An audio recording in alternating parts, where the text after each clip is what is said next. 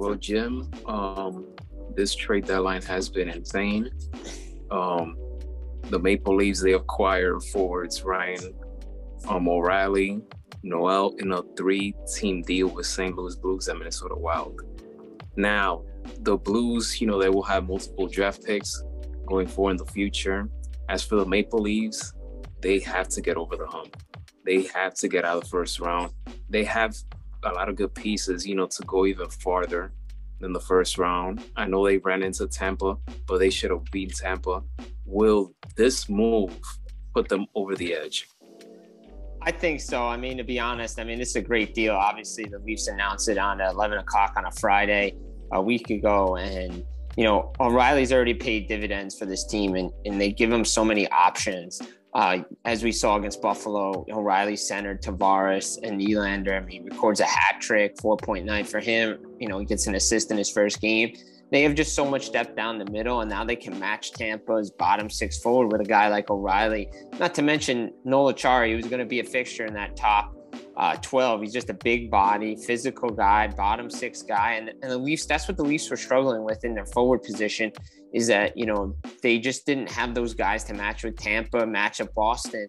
And now you have a guy who's a cup winner, has something to prove, having a down year, who won a Conn Smythe Trophy, won a Selke and O'Reilly, who's made this team better, slots guys in the right position. Same with Acciari. Those two guys are going to be fixtures in that lineup. And I think they can beat Tampa this year. And with these moves, probably can make a deep run.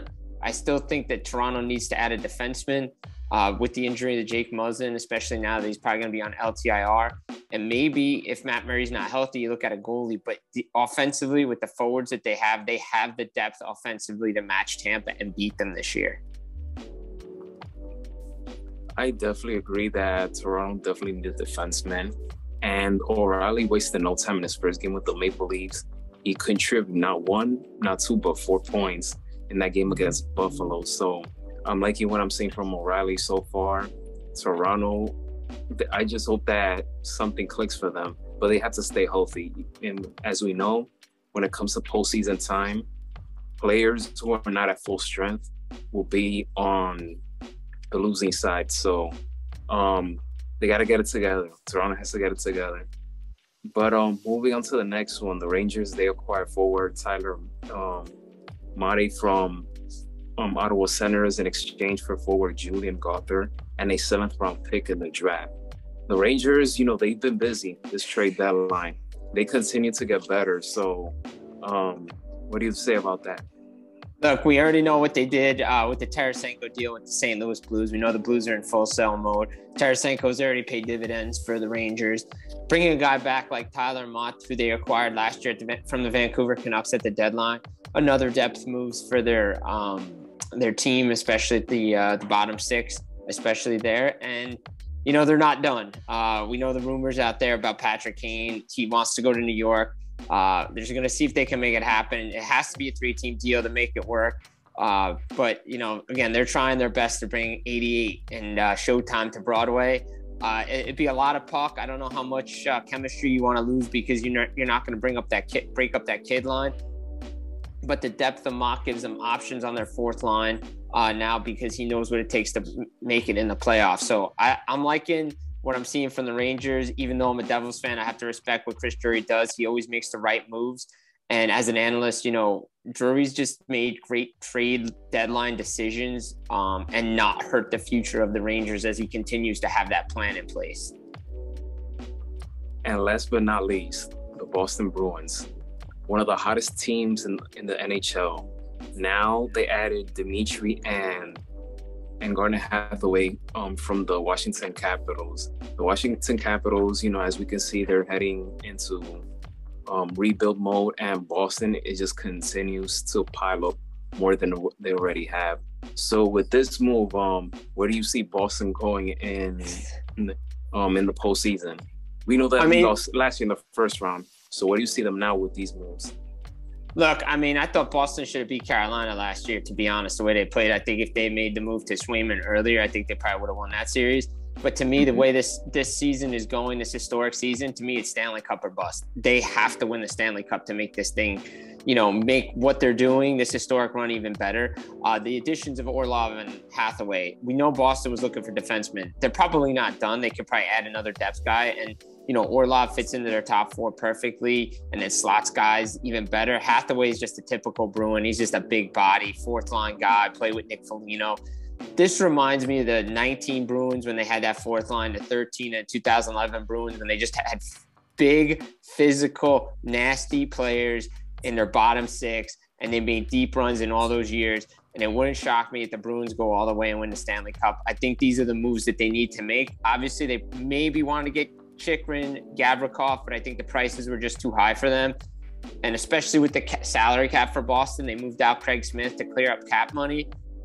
If they can bring in Shen and have Vancouver eat some money, I think that's another quality move for them. But I know a lot of teams are in on him. But to me, it's Stanley Cup or bust for the Boston Bruins. Adding both of those guys are a huge asset for Boston.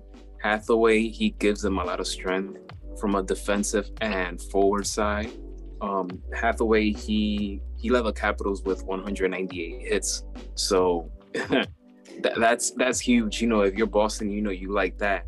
As Orlov, he's have 19 points in 43 games so far this season. Washington, they retained 50% of Orlov's salary as part of the trade, and Minnesota retained 25%. So, but like I said, Hathaway, you have both him on the physical and on the forward position, and then Orlov, you know what he can do for the team. So, as much as I don't want to say it because I really don't want Boston to go far, but it's championship or bust, especially for a team that has been playing lights out this season so far. Absolutely agree. Hathaway, perfect, typical Bruin, hit, physical. Orlov can give some power play. You have another big shot on the power play. But yeah, this team, what they're doing, clicking all cylinders, Bergeron on the check line. When you have a guy like Taylor Hall on your third line, and he's still putting up points, but he's not making the noise like the other guys are, you have a deep team, and the Bruins have a deep team. I wouldn't be shocked if they make another move and then just stand pat the rest of the way. But I like what the Bruins did so far. It's crazy, week away from the trade deadline. Still some big fish out there. We'll see what happens. But teams getting in early and often right now as we hit the 1 week mark on the NHL trade deadline. Indeed, and the Boston Bruins, they played one heck of a game last night against Seattle Kraken, a back and forth game. In my opinion, it was the best game of Thursday night. You can argue that the Kings and Devils fiasco was a good one as well, but you had two good teams in Boston and Seattle just going back and forth. Seattle always had an answer. Boston had an answer. Boston came out victorious 6-5. That was just a magnificent game between those two teams. Yeah, it was a great game by both teams. Seattle fighting in that Western Conference. You think about if Calgary beats Vegas, Seattle's on the outside looking in, or, Calgary's like 1 point out of it now, considering the historic season Seattle's having for their second year. Boston figures out a way to win when they haven't really played their best, high scoring affair. Jake DeBrusk gets, in there. He's come back. That team's even clicked even more after the injury.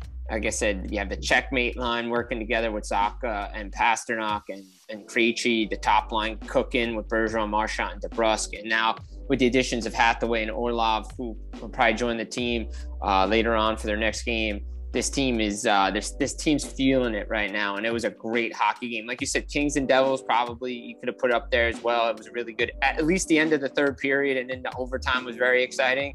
Overall, the rest of the game, maybe not so exciting like this one, but a lot of good action on the Thursday slate. But I agree, Kraken Bruins up there is the number one game of the night.